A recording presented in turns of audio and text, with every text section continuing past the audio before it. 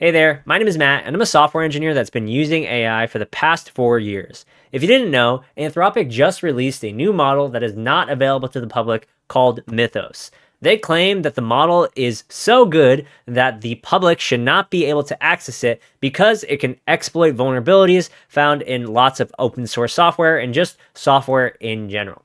And that kind of leads me to this question: should the public be given access to the best coding models? Like, if you think back to the first time a robot beat a grandmaster at chess, it was a really big feat. And I feel like we are getting to the level now where it's getting a little bit scary how good these AI tools are at finding exploits, at basically making you pwnable. And it's not you that you have to worry about.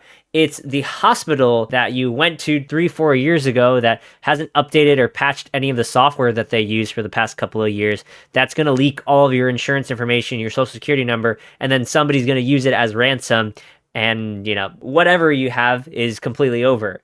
So we have a moral dilemma here, right? Because the public deserves access to these models, because if you leave it to corporations to only have access to these models, then the corporations essentially can say to you, hey, you can't use this, but we can. We are more responsible than you. And so that leaves us users in a situation where we're forever, I hate to say it, the underclass in this situation, where we'll never get access to the best models and we'll forever be plateaued in terms of the access and the output we get to these AI tools. And yeah, it is a hard decision, right? Because, the stakes of this situation aren't just, oh, what can build a better front end? It's life or death scenarios, because humans rely on software so much more than you would expect. Like CarPlay, your phone, your anything has software inside of it. And we are screwed if bad actors essentially get the ability to access, break, hack into the OS level of software, right? And that is one of the things that Anthropic focused on with their project Glass Butterfly, I think it was called. You can see over here, you have Anthropic partnering with companies like Apple, Google, Microsoft, NVIDIA.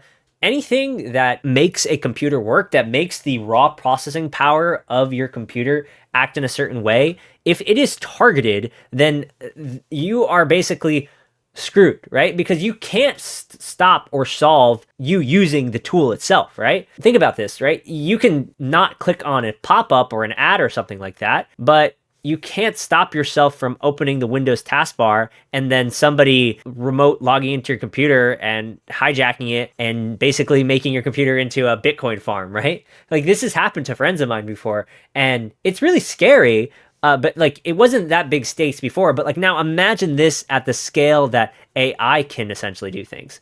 That in fact is scary, because if you don't have some sort of demarcation on who can get it or who cannot, then all the bad actors are essentially just going to hop on the train and start, let me create some ransomware for that hospital. Let me create some tool that scrapes all of these people's banking information. And there's a reason. Look, Cisco, Broadcom, Amazon Web Services, Linux Foundation, CrowdStrike, all of these software companies have tools that infrastructure relies on. Imagine the software that the MTA uses. I know they have some weird switches and stuff like that, a lot of analog stuff, but imagine that just gets pwned or gets hacked. It's not a false reality. It can and it will happen.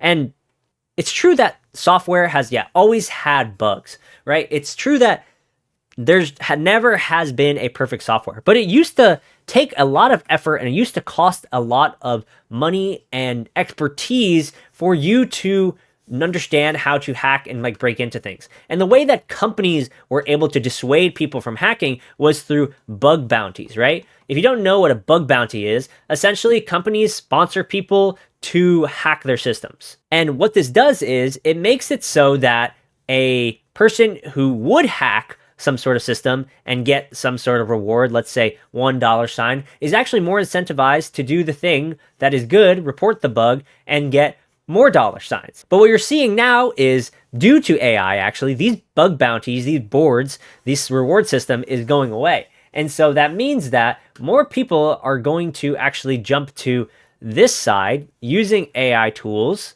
using AI to hack into things because these are going away.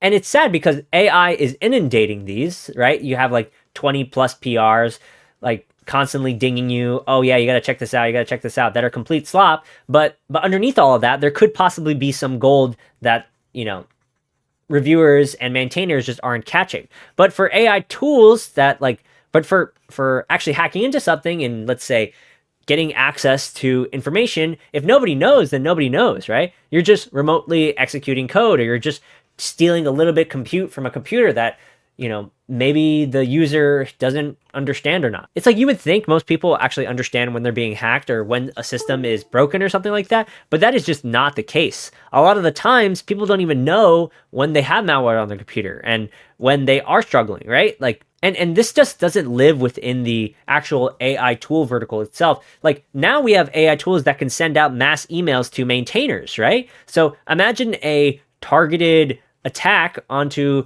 code maintainers for some of the Linux projects that are used in basically everything. The issue is it's just we have so much more leverage, and that can really go either way in terms of ruining or leveling society to a point where everybody's getting pwned. You can see FFmpeg, 16-year-old vulnerability, 27-year-old vulnerability in OpenBSD. Like these are really old and trusted systems that everybody uses, but the model is able to chain together different vulnerabilities, and that's just a whole new level of thinking that other models just didn't have. But now they do. So what are you going to do about it, right? It's really scary. And you can see over here from the reports that Anthropic gave, it looks like Mythos is able to find vulnerabilities and reproduce them. It's able to code really well on SWE-bench, Terminal Bench, and all of these different benches. There's a lot of them, and also perform pretty well on Humanity's Last Exam. We need better benches, and it is hard now that we have these AI tools and thinking, what is an effective bench? How can you benchmark code that hasn't essentially been created yet? And we don't know, since most code that is performant was created before the AI era. How do we know that the code that we're all relying on right now is performant and is secure, is safe? It hasn't had this model Mythos thrown at it. Another thing is, like, the people who are watching this video right now, you guys are like in a bubble of understanding and seeing what the future looks like. Most people are outside of this bubble, right? Most people don't have even a clue on what systems they do rely on. Like most people don't even understand what open source software is, or the different systems that are in place to have trains running, banks running, all of these things. Like it is going to be scary when we live in a world where there's a constant battle of good and bad in terms of what AI can do.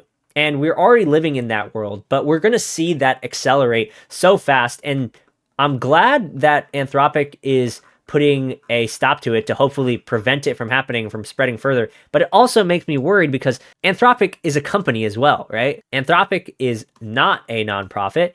All those companies that Anthropic listed are not nonprofits. So how can we trust companies like Anthropic to make sure that they're using these tools in the most effective way possible, or in a way that holds, some level of responsibility?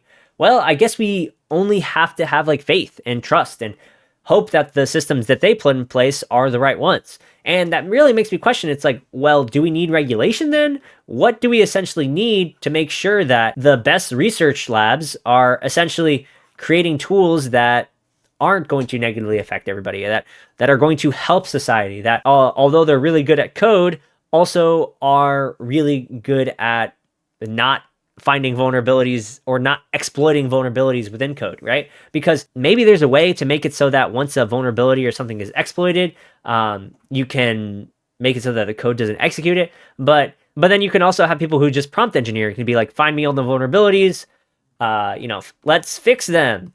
And then separately, they're just recording all the vulnerabilities and attacking them. And that's just another vector of the way that they can attack them. But I think everything after this, we are going to lose the AI subsidization era, and it is going to become a point where Anthropic decides who gets what. And they're going to have to make some very hard decisions on who gets what. And I trust them enough to at least be honest and share what they're working on and doing. And even sharing something like this is something that they honestly probably weren't expected to do, but they did it anyways. But I also, am a little bit scared because it's just a corporation, it's a company. How do you know that they have your best interests in mind? All we can do is trust. And I would love to actually break down a little bit more of the actual system card itself.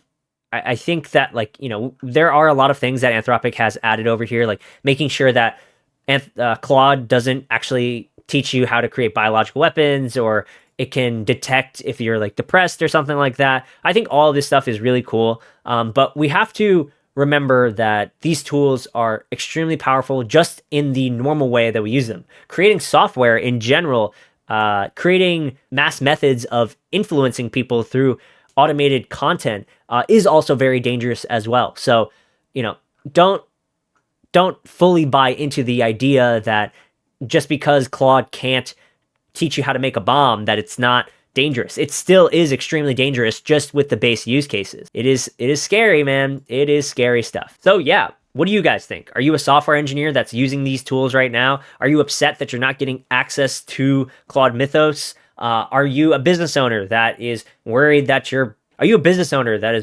competitors are using these tools better than you? Just let me all know in the comments down below. And if you enjoyed this video, also subscribe while you're at it. All right, my name is Matt. Thank you so much. Have a good rest of your day. Peace.